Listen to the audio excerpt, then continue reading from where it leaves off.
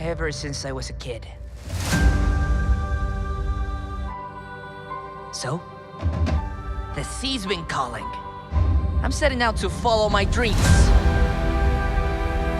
I'm gonna be king of the pirates.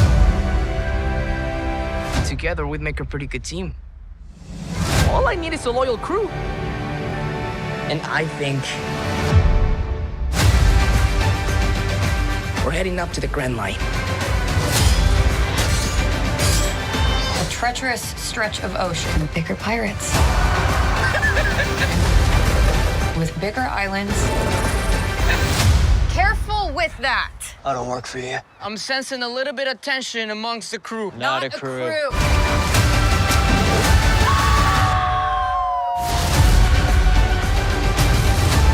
We haven't sailed together for very long, but I know we've got each other's backs.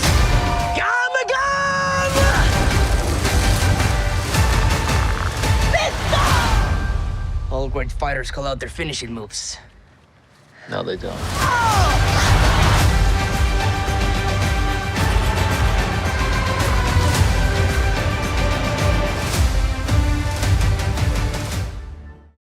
Welcome back, everyone. It's Charlie. This will be my Netflix One Piece trailer video. There's a whole bunch of Easter eggs and references to the original manga here. They're basically doing the story of the manga through the first couple of arcs, but they're condensing it down to about 8 episodes. So we'll break it all down. If you're brand new to the channel, be sure to subscribe to get all the videos. I will do videos for the Netflix episodes when it starts August 31st. But as you probably guessed, there is no way Netflix is ever going to be able to adapt the entire story of the One Piece manga. Oda just announced that he's planning on ending it around 2024, 2025. We'll see about that. But right now, there's well over 1,000 chapters of the manga, and even though it looks like they're doing up through chapter 41, 44, maybe 45, something like that, like the first 18 to 20 episodes of the anime, I'm expecting them to get to at least 4 or 5 seasons, which is about standard, like Stranger Things is getting 5 seasons. I just did a trailer video for their Avatar: The Last Airbender live-action series. That'll probably go maybe like 4 or 5 seasons, for example. What they'll probably do is just try to get through the entire Eastern Blue saga of the manga, which is like the first 61 episodes of the anime. They could probably condense that down if they're going to be doing almost 20 episodes for season 1 here. But just starting at the beginning of the trailer, as you can probably tell, they've mixed around some of the events and the way characters debut in the manga so that they all meet each other way sooner. The first scene is of Luffy seeing Red Shank's ship, the Red Force, when he meets their group for the first time in Fuchsia Village. The Baratie is the restaurant ship run by Zeff. It's where Sanji works. It doesn't show up in the manga till like after the Thriller Bark arc way later, which is chapter 43. So this explains how they introduced Sanji way sooner in the story.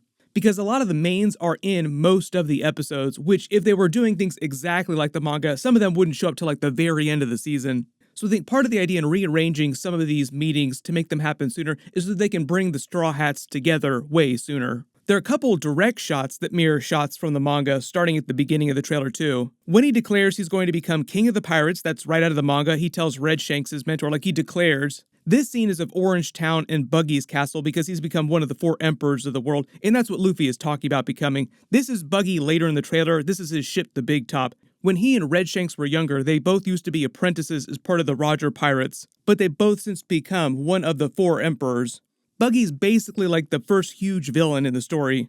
This scene is of Zoro when Luffy finds him all tied up and offers to make him part of his crew. That's why in the trailer he's saying all he needs to do is find a loyal crew. Zoro is a weapons master, primarily a swordsman, like he uses the 3 swords there. But these events are happening in Shellstown later in the story. The picture behind him is of Axe-Hand Morgan, who rules there when this is happening, and he becomes one of the next big villains after Buggy. When he mentions they're heading out on the Grand Line, the ship in the scene isn't the Mary yet. He had a few boats before they got the Mary. The first one he gets when he leaves home for the first time. The second boat he stole from Alvida. This is the boat he uses to go to Orange Town, where Zoro was. Then he gets a slightly bigger ship that Nami stole from Buggy.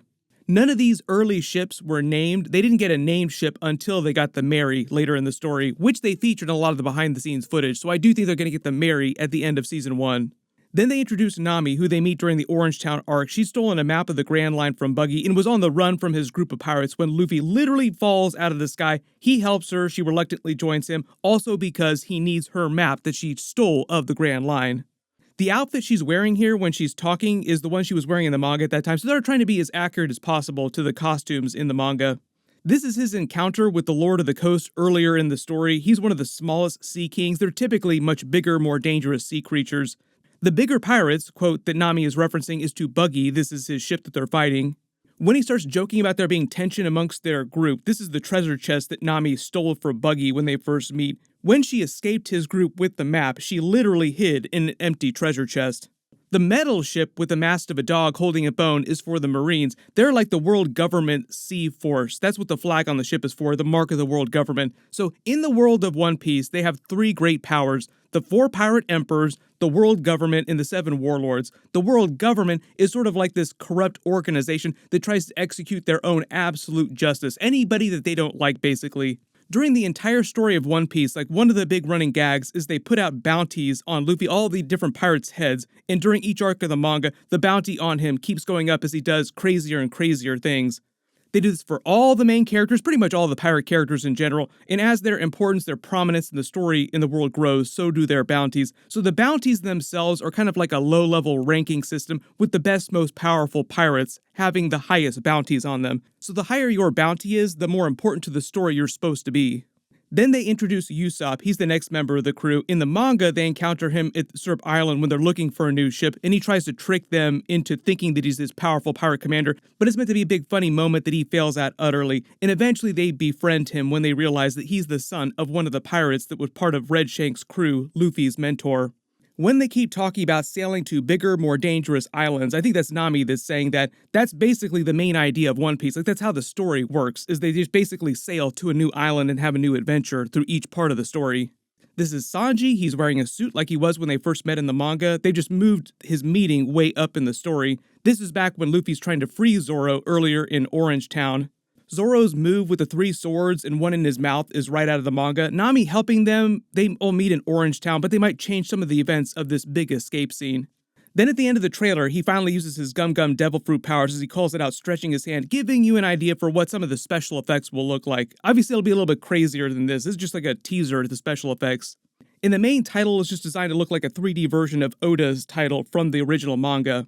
But basically, it seems like they're starting with the Romance Dawn saga and being relatively accurate, just moving some things up and doing all the way through the Thriller Bark saga, or at least the beginning of the Thriller Bark saga, because that's when Sanji shows up. They wind up getting them married during the Syrup Village arc. I'm assuming they're pushing that to like the last 2 episodes, if not the last episode, though. What they'll probably do is just start with a speedrun version of Luffy's origin story really quickly in part of episode 1, like really quickly age him up as he meets the red hair pirates and then decides to become the new pirate king and find the hidden treasure, the legendary treasure hidden by the former pirate king, Gol D. Roger. Which is one of the biggest tropes of the series. Like, the whole idea is that he's still looking, like thousands of chapters later, he's still looking for that treasure. You can let me know in the comments, even if you're not a manga reader, if you ever think that he's going to find that treasure by the time the One Piece manga ends, if Oda will let him find the treasure, or if it'll be one of those situations where it's like, the treasure was the friends we made all along the way. I am expecting there to be some sort of actual treasure by the end of the manga. That would be weird, though, if there was no actual treasure at all. Basically, his origin is that the Straw Hats themselves are named after Luffy's straw hat, which was given to him by his mentor, Red Shanks, leader of the Red Shanks pirates, one of the 4 pirate emperors of the world. Luffy doesn't give his crew that name, though. It's another pirate early during their adventures, and the name just stuck.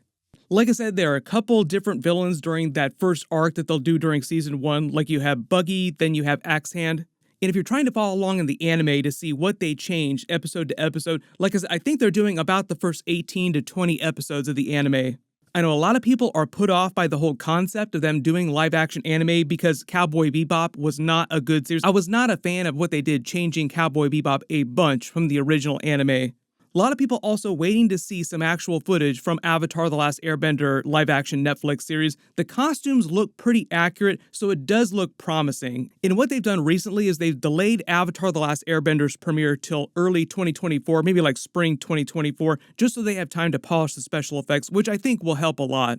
Oda said that he was heavily involved with the making of their live-action One Piece series, so it does feel like even though they're changing some stuff, they'll try to be as accurate as possible, but obviously it won't be exactly like the manga or the anime.